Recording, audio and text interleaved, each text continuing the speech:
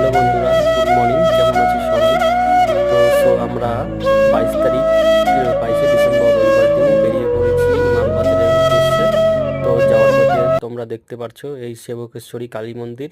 এটি শিলিগুড়ির খুব কাছে একটি মন্দির। এখানে কালীমার